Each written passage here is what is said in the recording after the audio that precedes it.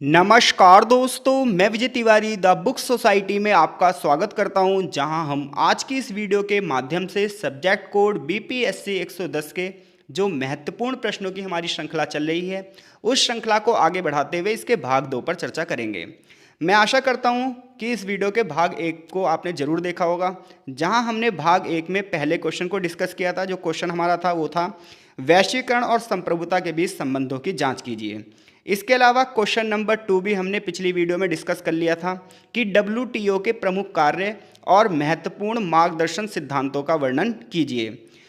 तीसरा जो क्वेश्चन था हमारा, वो क्वेश्चन ये था कि वैश्विक अर्थव्यवस्था में टीएनसी की क्या भूमिका है। तो इन तीनों क्वेश्चनों के जो आंसर हैं हम पिछली वीडियो में डिस्कस कर चुके हैं। यदि आपने अभी पिछली वीडियो को नहीं देखा है तो आप उसे जरूर देखिए, ताकि ये तीनों क्वेश्चन के जो कॉन्सेप्ट हैं वो आपके क्लियर हो सकें। अब हम आज की वीडियो में चौथे क्वेश्चन को डिस्कस करने जा रहे हैं। जो क्वेश्चन है हमारा वो ये है कि प्राकृतिक पर्यावरण के संरक्षण में चिंता के प्रमुख क्षेत्र क्या हैं। चैप्टर नंबर 7 से ये क्वेश्चन है और 2023 के क्वेश्चन पेपर में ये आया हुआ था दिसंबर सेशन के। अब हम बात करते हैं इसके आंसर की। तो देखो, 1970 के बाद 1970 के बाद पूरी दुनिया में यह चिंता की गई कि भाई पर्यावरण को भी बचाना जरूरी है। यानी कि इंटरनेशनल पॉलिटिक्स में एक नया सब्जेक्ट आया 1970 के बाद, और वो सब्जेक्ट था इन्वायरमेंट। कि भाई अब जो पॉलिटिक्स है वो इन्वायरमेंट पर भी होगी। अब ऐसे में वो कौन से मुद्दे थे जिसकी वजह से इंटरनेशनल पॉलिटिक्स को पर्यावरण के ऊपर तरफ ध्यान देना पड़ा, उन्हीं मुद्दों को वो आपसे पूछ रहा है।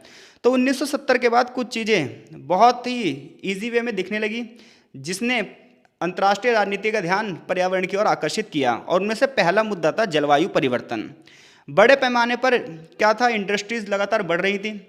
आपको पता है सेकेंड वर्ल्ड वॉर के बाद से हर एक देश डेवलपमेंट की तरफ आगे बढ़ रहा था। हर एक देश में इंडस्ट्री लग रही थी, उद्योग लग रहे थे। अब उद्योग लगेंगे तो प्रदूषण तो फैलेगा ही फैलेगा, कार्बन का स्तर बढ़ेगा। कार्बन का स्तर बढ़ रहा है, पेड़ पौधे लगातार काटे जा रहे हैं, जनसंख्या बढ़ रही है, और जलवायु परिवर्तन एक गंभीर समस्या बन गया। तो जलवायु परिवर्तन में प्रमुख समस्या ये थी कि ग्रीन हाउस गैसेस लगातार बढ़ रही थी। जैसे कार्बन डाइऑक्साइड हो गई, क्लोरोफ्लोरोकार्बन हो गई, मीथेन हो गई, इनकी मात्रा लगातार बढ़ती जा रही थी।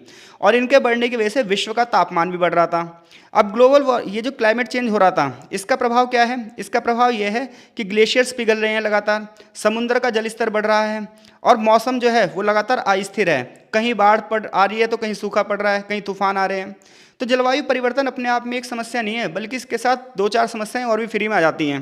तो जलवायु परिवर्तन हो रहा है, ग्रीन हाउस गैसेस की मात्रा लगातार बढ़ रही है, उसका एक सबसे बड़ा कारण यही है। विश्व का तापमान जो है उसे बढ़ाने में जो हमारी इंडस्ट्रियल फैक्टर है वो बहुत ही ज़्यादा महत्वपूर्ण भूमिका निभा रहे हैं। अब जलवायु परिवर्तन होगा तो क्या क्या होगा? ग्लेशियर्स पिघलेंगे। अब ग्लेशियर्स अगर पिघलेंगे तो समुद्र का तल बढ़ जाएगा और समुद्र के आसपास की जो बस्तियाँ डूब जाएंगी। मौसम जो है अस्थिर हो जाएगा, कहीं बाढ़ आएगा, कहीं सूखा पड़ेगा, कहीं तूफान आएंगे। अब जलवायु परिवर्तन का कारण क्या है? जीवाश्म ईंधनों का प्रयोग किया जा रहा है बड़े पैमाने पर। लगातार मोटर व्हीकल्स का यूज़ किया जा रहा है, पेट्रोल जल रहा है, डीजल जल रहा है। इससे क्या है, लगातार कार्बन का स्तर बढ़ता जा रहा है, उद्योगों से प्रदूषण फैल रहा है, वनों की कटाई हो रही है। ये सब जलवायु परिवर्तन के कारण है, और ये सबसे बड़ी चिंता का विषय है अंतर्राष्ट्रीय राजनीति में। इसके लिए 1992 में फर्स्ट अर्थ समिट भी हुई थी, प्रथम पृथ्वी सम्मेलन हुआ था, और ये कहा था भाई जलवायु परिवर्तन से निपटने के लिए हम एजेंडा 21 और सतत विकास को बढ़ावा देंगे। एजेंडा 21 का मतलब है कि 21st सेंचुरी में जो डेवलपमेंट होगा वो पर्यावरण के अनुकूल होगा, और सतत विकास का मतलब है आने वाली पीढ़ियों को ध्यान में रखकर हम विकास करेंगे। विश्व की राजनीति में पर्यावरण से संबंधित जो दूसरा मुद्दा है वो वायु प्रदूषण है। इसमें मुख्य समस्या आपको पता ही है वायु प्रदूषण की। बड़े पैमाने पर हमारे वाहनों से, उद्योगों से, बिजली संयंत्रों से विषैली गैसें निकल रही हैं, जिसकी वजह से वायुमंडल जो है हमारा प्रदूषित होता जा रहा है। प्रभाव क्या होगा? बड़े पैमाने पर स्वास्थ्य समस्याएं उत्पन्न हो जाएंगी। तीसरा प्रमुख चिंता का जो विषय है पर्यावरण में वो है पानी की कमी। बढ़ती गर्मियों की वजह से नदियां सूख रही हैं, जो कि एक प्रमुख चिंता का विषय बन चुका है। वर्षा जल और अन्य प्राकृतिक जो जल संसाधन है वो मनुष्य के लिए बहुत ही ज़्यादा महत्वपूर्ण है। शहरों में सबसे ज़्यादा जल संसाधनों की जो कमी है चिंता का विषय बन चुकी है, जिसकी वजह से एक बहुत बड़ी आबादी पलायन करेगी। आने वाले समय में पानी को लेकर युद्ध भी हो सकता है, ये भी बहुत बड़ी चिंता का विषय है। अगली जो चिंता का विषय है पर्यावरण राजनीति में वो है लॉस ऑफ बायोडाइवर्सिटी, यानी कि जैव विविधता का संरक्षण। अब जैव विविधता क्या होती है सुनिए। जैसे मान लीजिए हम इस एरिया में रहते हैं, अब यहाँ पर क्या होगा, बहुत सारे पेड़ पौधे होंगे, बहुत सारे जीव जंतु भी रहते होंगे, बहुत सारे पक्षी रहते होंगे, और अन्य विभिन्न प्रकार की प्रजातियाँ होंगी। अब जो ये बायोडाइवर्सिटी बनी है, ये बायोडाइवर्सिटी इन्वायरमेंट के लिए बहुत ज़्यादा जरूरी है, लेकिन हो क्या रहा है कि वनों की कटाई हो रही है। अब वनों की कटाई से सिर्फ लकड़ी की कटाई थोड़ी हो रही है, वनों की कटाई से जीव जंतु भी विलुप्त हो रहे हैं, पेड़ पर रहने वाले पक्षी भी खत्म होते जा रहे हैं। तो जैव विविधता का नुकसान हो रहा है और जैव विविधता की वजह से बहुत सारी प्रजातियां लुप्त हो चुकी हैं। ये भी बहुत बड़ी चिंता का विषय है। अगर इसी तरीके से प्रजातियां विलुप्त होती जाएंगी तो जो हमारी फूड चेन है वो टूट जाएगी। फूड चेन बेकार होगी तो सारी चीज़ें एक अस्त व्यस्त हो जाएंगी। इसके अलावा सॉइल डिग्रेडेशन, मिट्टी का क्षरण। तो आज जनसंख्या लगातार बढ़ रही है, कृषि पर दबाव बढ़ रहा है, कृषि पर दबाव बढ़ रहा है तो अंधाधुंध तरीके से खेती की जा रही है, फर्टिलाइजर्स का यूज़ किया जा रहा है, लगातार निर्माण कार्य हो रहे हैं, तो मिट्टी की जो क्वालिटी है वो खत्म होती जा रही है। अब अगर मिट्टी की क्वालिटी डाउन होती जाएगी तो आने वाले समय में क्या होगा, अनाज का उत्पादन कम हो जाएगा। अनाज का उत्पादन कम होगा तो भूख की समस्या बढ़ जाएगी, बड़े पैमाने पर अकाल पड़ेंगे, तो ये भी चिंता का विषय है। प्लास्टिक प्रदूषण, इससे तो आपको समझाने की जरूरत ही नहीं है, आप सभी समझदार हैं कि आज प्लास्टिक का यूज़ जितनी बड़े तरीके से होता जा रहा है, इतना ही नहीं समुद्रों में भी जो प्लास्टिक है वो प्रदूषित करता जा रहा है समुद्र को भी। तो प्लास्टिक की समस्या बड़ी गंभीर है क्योंकि प्लास्टिक को ख़त्म भी नहीं किया जा सकता। तो लगातार सरकार अवेयरनेस प्रोग्राम चला रही है, भाई प्लास्टिक कचरे को ख़त्म करो। इसके अलावा प्राकृतिक वनस्पति और वन की कमी हो रही है, तो ये सब पर्यावरण की चिंता का विषय हैं। तो ये क्वेश्चन आसान है, मैं ये मान के चल रहा हूँ आप ये क्वेश्चन कर दोगे। तो अगर क्वेश्चन आपसे ये पूछता है कि भाई ये बताओ कि विश्व में पर्यावरण के संरक्षण में चिंता के प्रमुख क्षेत्र क्या हैं, तो आप बताओगे विश्व में पर्यावरण के संरक्षण में जो चिंता का विषय है वो है जलवायु परिवर्तन, वायु प्रदूषण, पीने के पानी की कमी, जैव विविधता का संरक्षण, मिट्टी और प्लास्टिक प्रदूषण, वनों में जो कमी हो रही है, परिवहन का जो कचरा हो रहा है, और लोगों के अंदर अवेयरनेस नहीं है, जनता पर्यावरण के प्रति जागरूक नहीं है। जब तक जनता पर्यावरण के प्रति जागरूक नहीं होगी तब तक पर्यावरण प्रदूषण को हम खत्म ही नहीं कर सकते। तो पर्यावरण के संरक्षण की चिंताओं को दूर करने के लिए लगातार सम्मेलन हो रहे हैं, पेरिस समझौता हुआ है और लगातार हर साल कॉप आयोजित किया जाता है। अब हम अगले क्वेश्चन की ओर बढ़ रहे हैं। बहुत ही बढ़िया क्वेश्चन है भाई अगला, जो पेपर में आने की संभावना सबसे ज़्यादा होती है। क्वेश्चन है वैश्विक सामाजिक आंदोलन की विशेषताओं का वर्णन कीजिए। चैप्टर नंबर 12 से ये क्वेश्चन बनता है कि वैश्विक सामाजिक आंदोलन क्या है, इनकी विशेषता बताओ। तो देखो, विश्व में वैश्वीकरण बढ़ रहा है। वैश्वीकरण का मतलब क्या है, व्यापार के जरिए जोड़ता हुआ एक जाल। अब इसकी वजह से जो व्यापार बढ़ता जा रहा है तो बहुत सारी समस्याएं भी उत्पन्न हो रही हैं। अब जो समस्याएं उत्पन्न होंगी तो लोग उन समस्याओं को खत्म करने की डिमांड करेंगे और उसके लिए वो आंदोलन करेंगे। तो विश्व के सामाजिक आंदोलन वो आंदोलन हैं जो दुनिया भर में कुछ सामाजिक मुद्दों को, कुछ आर्थिक मुद्दों को, कुछ राजनीतिक मुद्दों को और कुछ पर्यावरणीय मुद्दों के लिए काम करते हैं। इन सामाजिक आंदोलनों की कुछ विशेषताएं हैं। तो देखो, जब समाज में असंतोष उत्पन्न होता है, जब समाज में लोगों को ये लगता है यार हमें कुछ लाभ ही नहीं मिल रहा है विकास का, तो वो लोग क्या करते हैं, इकट्ठे हो जाते हैं और अपनी डिमांड रखते हैं और यहीं से सोशल मूवमेंट शुरू होते हैं, सामाजिक आंदोलन शुरू होते हैं। जब ये आंदोलन किसी एक देश ही नहीं बल्कि पूरे विश्व में सक्रिय हो जाएं तो इन्हें हम वैश्विक सामाजिक आंदोलन कहते हैं। यानी कि ग्लोबल सोशल मूवमेंट्स वो हैं, वैश्विक सामाजिक आंदोलन वो हैं जो किसी एक देश की सीमा में नहीं है बल्कि इनका संबंध पूरे विश्व से है। जैसे अगर ग्लोबल वार्मिंग हो रही है तो ग्लोबल वार्मिंग को रोकने के लिए जो लोग भी आंदोलन कर रहे हैं उनका संबंध पूरे विश्व की संस्थाओं से है। तो देखो, जितने भी वैश्विक सामाजिक आंदोलन होंगे इनकी पहली विशेषता क्या है, इनका दायरा जो है वो वैश्विक होगा। ये आंदोलन किसी एक देश, किसी एक क्षेत्र तक सीमित नहीं होंगे बल्कि अंतर्राष्ट्रीय स्तर पर अपनी भूमिका निभाएंगे। इन आंदोलनों में विभिन्न देशों के लोग, विभिन्न देशों की एनजीओ होंगी, विभिन्न देशों के मुद्दे होंगे, जैसे कि पर्यावरण संरक्षण का मुद्दा होगा, ह्यूमन राइट्स का मुद्दा होगा, गरीबी खत्म करने की बात होगी, बच्चों की शिक्षा के लिए बात होगी। तो वैश्विक सामाजिक आंदोलनों की सबसे पहले विशेषता यह है कि ये किसी एक क्षेत्र में, किसी एक देश से संबंधित नहीं होते बल्कि इनका जो विषय होता है वो वैश्विक स्तर पर होता है और इनमें जो मुद्दे भी होते हैं वो भी किसी क्षेत्र विशेष के लिए नहीं होते हैं बल्कि विश्व के स्तर पर होते हैं। जैसे पर्यावरण संरक्षण इनका मुद्दा है, ह्यूमन राइट्स, हर मनुष्य को मनुष्य होने के नाते अधिकार मिलने चाहिए, ये इनका मुद्दा है, गरीबी को खत्म करना ये इनका मुद्दा है।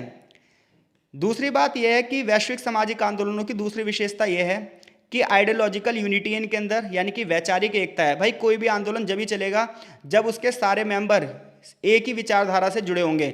अगर एक समूह ऐसा हो जिसमें अलग अलग विचारधारा के लोग हों तो वो तो कभी एकजुट हो ही नहीं सकते।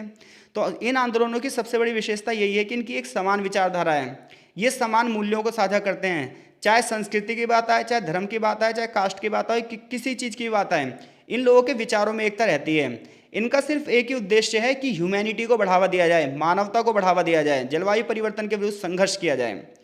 सामाजिक आंदोलन की तीसरी विशेषता यह है कि इनका जो नेचर होता है वो रिबेलियस होता है, यानी कि विद्रोहात्मक प्रकृति होती है। ये आंदोलन सरकार के खिलाफ भी चलाए जाते हैं, संस्थानों के खिलाफ भी चलाए जाते हैं और एमएनसी के खिलाफ भी चलाए जाते हैं। ये डरते नहीं है किसी देश की सरकारों से, संस्थाओं से, एमएनसी से। ये तो लगातार बदलाव की डिमांड करते हैं, चाहे वो बदलाव कानूनी हो, चाहे वो बदलाव सामाजिक हो, चाहे वो बदलाव व्यवहारिक हो, चाहे वो बदलाव पर्यावरणीय दृष्टि से हो। जितने भी सामाजिक आंदोलन होते हैं, इनकी चौथी विशेषता ये होती है कि इनका वेल सेटल्ड एक नेटवर्क होता है, ऑर्गेनाइज्ड नेटवर्क होता है। क्योंकि देखो, कोई भी आंदोलन जब ही सफल हो सकता है जब उसका नेटवर्क स्ट्रांग हो। जिस आंदोलन के स्ट्रांग नेटवर्क नहीं होंगे वो आंदोलन क्या हो जाएगा, विफल हो जाएगा, उसकी सफलता नहीं हो पाएगी। तो जितने भी वैश्विक सामाजिक आंदोलन हैं, इसमें बहुत सारे समूहों की, बहुत सारे एनजीओ की और बहुत सारे व्यक्तियों की भागीदारी होती है, जो कि एक बहुत बड़ा नेटवर्क बनाते हैं। ये लोग डिजिटल टेक्नोलॉजी का यूज़ करते हैं, इंटरनेट का यूज़ करते हैं और सोशल मीडिया का यूज़ भी करते हैं, जिसके माध्यम से पूरी दुनिया में अपनी आवाज़ को उठाते हैं। इसके अलावा इन्हें अंतर्राष्ट्रीय सहयोग भी मिलता है, विभिन्न देशों की सरकारें इन्हें सहयोग करती हैं, विभिन्न देशों के संगठन इन्हें सहयोग करते हैं, यूएनओ इन्हें सहयोग करता है, जलवायु पर जो सम्मेलन होते हैं वो इन्हें सहयोग करते हैं।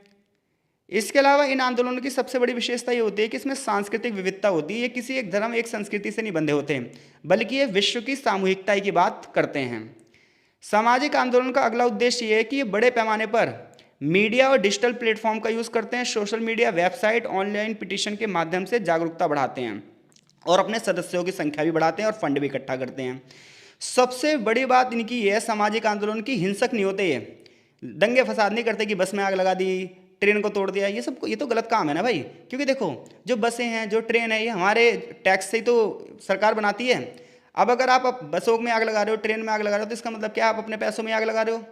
तो इसलिए भाई देश की संपत्ति को अपनी संपत्ति समझना चाहिए और इसके लिए क्या हो, गैर अहिंसक दृष्टिकोण होना चाहिए। तो ये जितने भी सामाजिक आंदोलन होते हैं, ये प्रदर्शन करते हैं, बहस करते हैं, बाइकआउट करते हैं, नैतिक दबाव के माध्यम से बदलाव लाना चाहते हैं। ये लड़ाई झगड़े, दंगे फसाद नहीं करते, क्योंकि ध्यान रहे, लड़ाई झगड़ा, दंगा फसाद करना ये गंवारों के काम है। जो देखो, कभी भी कहीं पर दंगे होंगे, फसाद होंगे, उसमें शिक्षित लोग नहीं जाते, क्योंकि शिक्षित व्यक्ति के पास समय ही नहीं है। अशिक्षित व्यक्ति जाएगा दंगे फसादों में। शिक्षित व्यक्ति अगर किसी आंदोलन में जाएगा तो अहिंसक आंदोलन में जाएगा, जहाँ पर धरने हो, प्रदर्शन हो, अपने विचार व्यक्त किए जाएं। क्योंकि शिक्षित व्यक्ति के पास विचार होते हैं, विचार ही सबसे बड़ी संपत्ति होते हैं, तो वो अपने विचार व्यक्त करते हैं, वहाँ जाकर रैलियों को संबोधित करते हैं। और जो अशिक्षित लोग होते हैं वो क्या करेंगे, जाके बसों में आग लगा देंगे, दंगे कर देंगे, ट्रेनों में आग लगा देंगे, सरकारी संपत्तियों को नुकसान पहुंचाएंगे। ये तो गलत तरीके है ना। तो सामाजिक आंदोलन का सबसे बढ़िया जो व्यू मुझे लगता है वो ये लगता है कि ये नॉन वायलेंट अप्रोच वाले होते हैं। ये सोशल जस्टिस पर फोकस करते हैं, यानी कि सामाजिक न्याय को बढ़ावा देते हैं। सामाजिक न्याय का मतलब ये है कि समाज में जितने भी लोग रहते हैं उन सभी लोगों को वो सब चीज़ें मिलनी चाहिए जिसके वो अधिकारी हैं। तो ऐसे में समाज में समानता होनी चाहिए, स्वतंत्रता होनी चाहिए, निष्पक्षता होनी चाहिए, ह्यूमन राइट्स होने चाहिए, जाति के आधार पर कोई भेदभाव नहीं होना चाहिए, लिंग के आधार पर कोई भेदभाव नहीं होना चाहिए, मजदूरों को अधिकार मिलने चाहिए। ये सब सामाजिक न्याय के मुद्दे हैं। सामाजिक आंदोलन की अगली विशेषता ये है कि इन्वायरमेंट पर भी ये काम करते हैं। कुछ सामाजिक आंदोलनों के उदाहरण हैं, जैसे Friday for future, climate justice movement, amnesty international एक संगठन है जो ह्यूमन राइट्स के लिए काम करता है।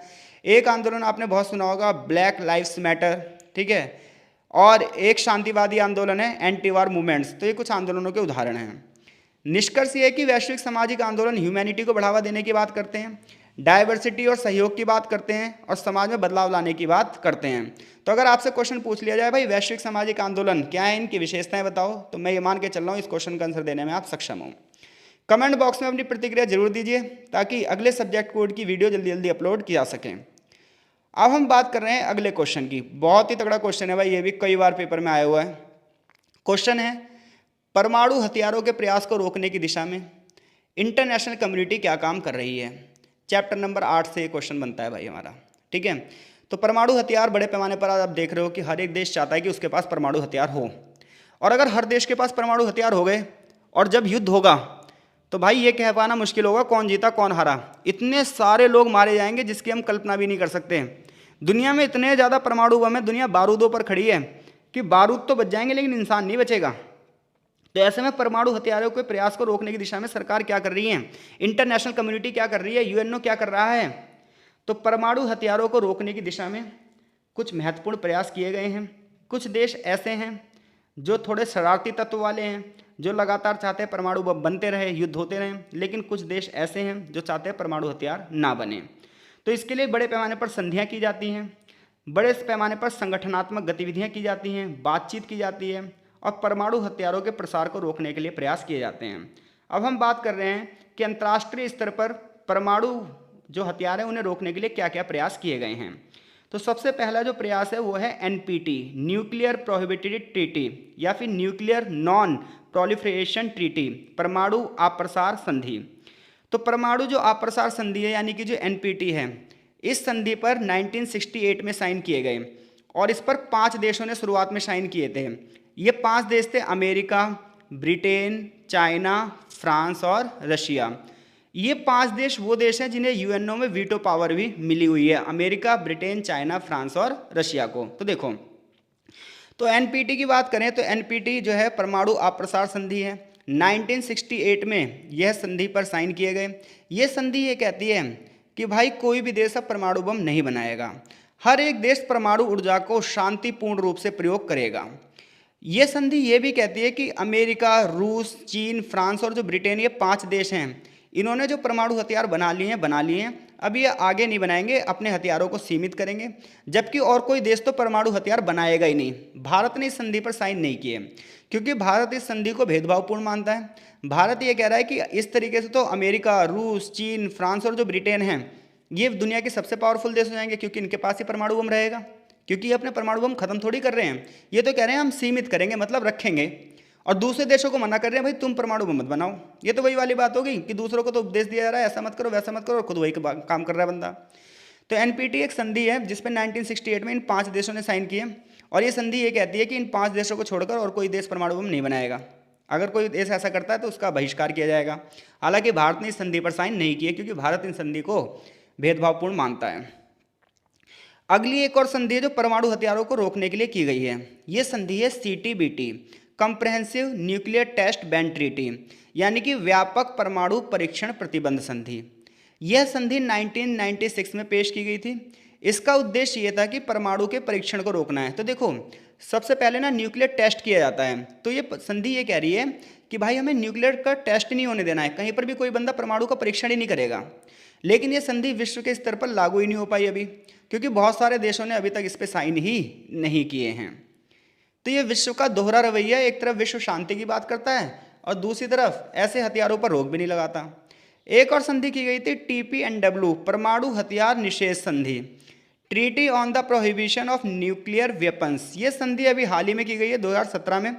इसका उद्देश्य भी यही है कि परमाणु हथियारों पर हमें रोक लगाना है, परमाणु हथियारों के विकास पर रोक लगाना है, परीक्षण पर रोक लगाना है, उत्पादन पर रोक लगाना है और इसके प्रयोग पर भी प्रतिबंध लगाना है ताकि मानवता को बढ़ावा दिया जा सके। इसके अलावा इंटरनेशनल लेवल पर एक एजेंसी बनाई गई है जिसका नाम है इंटरनेशनल एटॉमिक एनर्जी एजेंसी, अंतर्राष्ट्रीय परमाणु ऊर्जा एजेंसी। ये एजेंसी 1957 में बनी थी। ये एक स्वतंत्र संगठन है। इस संगठन का काम यह है कि जिन भी देशों के पास परमाणु है तो वो लोग परमाणु का ऊर्जा के रूप में प्रयोग करें। देखो, परमाणु से सिर्फ आप ये मत सोचो कि बम ही बनाया जाता है, इससे बिजली भी बनाई जाती है। तो परमाणु से आप बिजली बनाओ, शांतिपूर्ण रूप से उपयोग करो, अपने देश का विकास करो। तो IAEA यही कहती है कि परमाणु का शांतिपूर्वक तरीके से उपयोग किया जाए, हथियार के लिए ना यूज किया जाए। तो IAEA हर देश पर निगरानी रखती है ताकि कोई भी देश परमाणु का दुरुपयोग ना कर ले।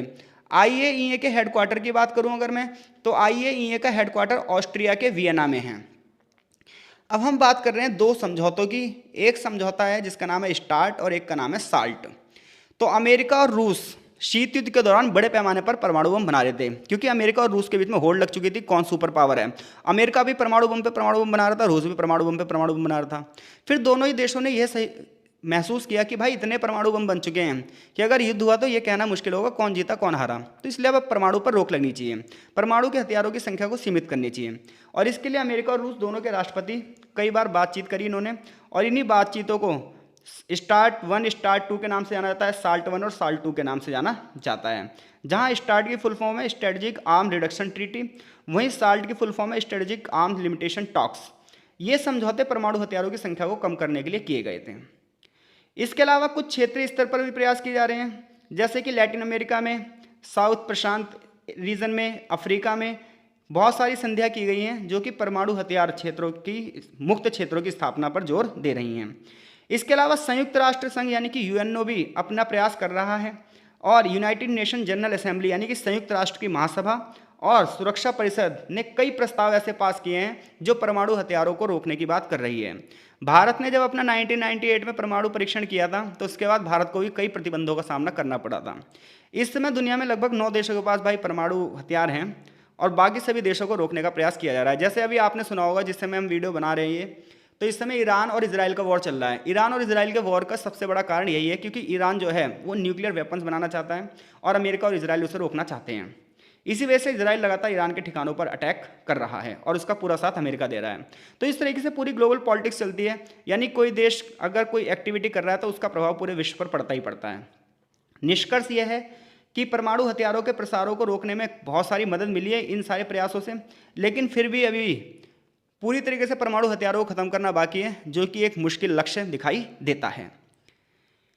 अगला क्वेश्चन है जो हमारा वो है शरणार्थियों की समस्या से निपटने के अंतर्राष्ट्रीय प्रयासों पर भारत की स्थिति का परीक्षण कीजिए।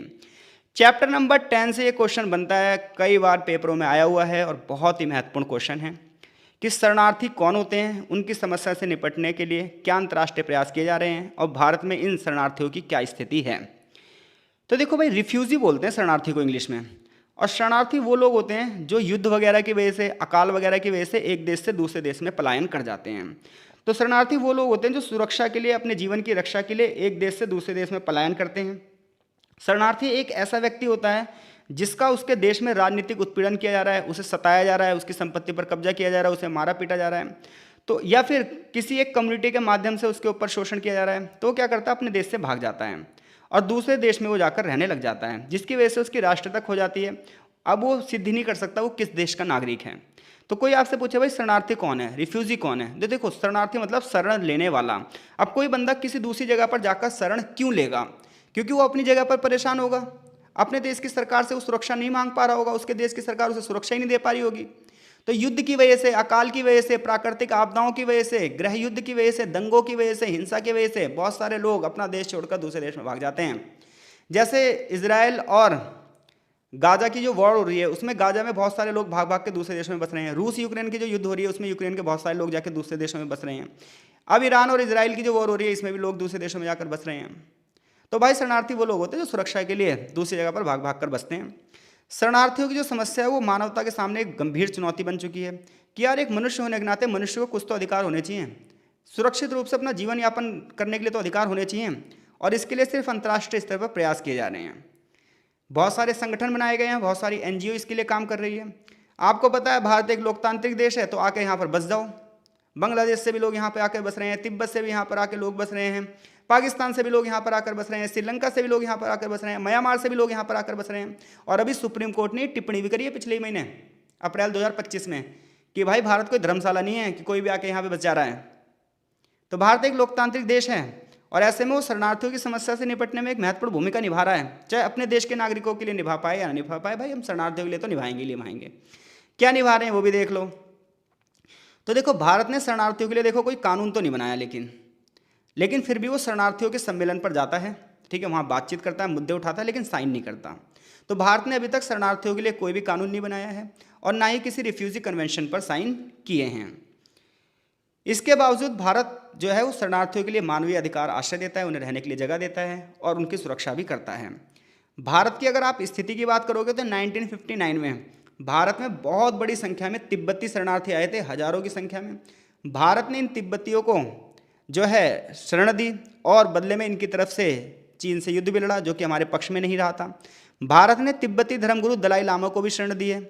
धर्मशाला में तिब्बती सरकार इन एग्जाइल की स्थापना का भी समर्थन किया है। और अगर आप जाओगे धर्मशाला में तो बहुत सारी जगह ऐसी है जहाँ इंडियंस अलाउड नहीं है इन तिब्बतियों की बस्तियों में, ताकि इन्हें इतनी सुरक्षा दी जाए। तो भारत कितना ही दयालु देश है कि अपने ही लोगों को वहाँ जाने से मना कर रहा है, लेकिन दूसरे लोगों को वहाँ बसा रहा है। तो भारत का व्यू क्या है तिब्बती शरणार्थियों पर? 1959 में हजारों तिब्बती आए और हमने इन्हें शरण दी।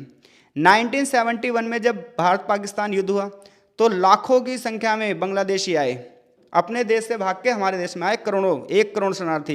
एनसीईआरटी किताब 80 लाख लिखती है, इग्नू की किताब में 1 करोड़ लिखा है। ये भारत के इतिहास का सबसे बड़ा मानवीय कार्य माना जाता है कि करोड़ों लोगों को हमने अपने यहाँ रहने की जगह दी, लेकिन बदले में क्या मिला ये भी देख लेना आप। ऐसी श्रीलंका से जब गृह युद्ध हुआ तो बहुत सारे शरणार्थी भारत में आए, तमिलनाडु में शरण ले ली। म्यांमार से बहुत सारे शरणार्थी जो हैं, जिन्हें रोहिंग्या के नाम से जाना जाता है, इन्हें शरण दे दी। तो इस तरीके से भारत जो है वो शरणार्थियों के लिए लगातार समर्पित है और लगातार एक्टिविटी करता रहता है। इंटरनेशनल लेवल पर भारत की भूमिका क्या है? तो भारत शरणार्थियों की समस्या को ह्यूमैनिटी के दृष्टिकोण से देखता है और एक संगठन है UNHCR, संयुक्त राष्ट्र उच्चायुक्त शरणार्थी, इसके साथ भारत मिलकर भी काम करता है शरणार्थियों के लिए। हालांकि भारत ने शांति इस संधि पर साइन नहीं किए हैं, लेकिन फिर भी UNHCR के साथ मिलकर भारत शरणार्थियों के लिए काम करता है, उनका रजिस्ट्रेशन करता है, उन्हें प्रमाण पत्र देता है, एजुकेशन और हेल्थ जैसी जो फैसिलिटी है वो प्रदान करता है। लेकिन भारत के सामने जो है चुनौतियाँ क्या हैं? तो सबसे पहली चुनौती है सुरक्षा। कुछ शरणार्थी भारत में आतंकवाद को बढ़ावा देते हैं, ध्यान रहे, कुछ, सभी नहीं। तो कुछ शरणार्थी भारत में आतंकवाद को बढ़ावा देते हैं, गैर कानूनी गतिविधियों में शामिल हो जाते हैं, जिससे हमारे देश की सुरक्षा को खतरा हो सकता है। देश पर शरणार्थियों का आर्थिक बोझ बढ़ जाता है और बहुत सारे लोग विरोध करते हैं, क्योंकि उन्हें अपने इस क्षेत्र में नुकसान उठाना पड़ता है लोकल लेवल लोगों को, तो जिसकी वजह से वो मुद्दा उठाते हैं। जैसे असम में बहुत सारे लोग आंदोलन करते हैं। भारत शरणार्थियों को लेकर मानवीय दृष्टिकोण रखता है, उन्हें सहायता प्रदान करता है, उनको घर बसाने में महत्वपूर्ण भूमिका निभाता है। तो भारत ने अपनी सांस्कृतिक और मानवीय परंपराओं को बढ़ावा दिया है और शरणार्थियों की समस्या से निपटने में महत्वपूर्ण भूमिका निभाई है। हालांकि फिर भी भारत के सामने कुछ चुनौतियां हैं, जैसे सुरक्षा की, आर्थिक की, सामाजिक चुनौतियां जो हैं। लेकिन भारत इन चुनौतियों का जो समाधान है वो मानवीय आधार पर ही कर रहा है। अंतर्राष्ट्रीय मंच पर भारत लगातार शरणार्थियों के मुद्दों को उठा रहा है और उनकी सुरक्षा को बढ़ावा देने की बात करता रहा है। तो मैं मान के चल रहा हूँ, अगर ये वाला क्वेश्चन भी आपके पेपर में आया, मान लो 1 मिनट के लिए कि भाई आ जाए क्वेश्चन कि शरणार्थियों की समस्या से निपटने के लिए भारत अंतर्राष्ट्रीय स्तर पर क्या प्रयास कर रहा है, तो आप ये क्वेश्चन डेफिनेटली कर दोगे। तो मैं आशा कर रहा हूँ चीज़ें आपको अच्छे से समझ में आ रही हैं। अब इस PDF में हमारे 3 क्वेश्चन रहते हैं, क्वेश्चन नंबर 8, क्वेश्चन नंबर 9 और 10। इन तीनों क्वेश्चनों को जो हम डिस्कस करेंगे वो अगले पार्ट में करेंगे। अभी के लिए फ़िलहाल इतना ही। कमेंट बॉक्स में अपनी प्रतिक्रिया जरूर दो, ताकि हम जल्दी जल्दी वीडियो अपलोड करें, हमें भी मोटिवेशन मिले।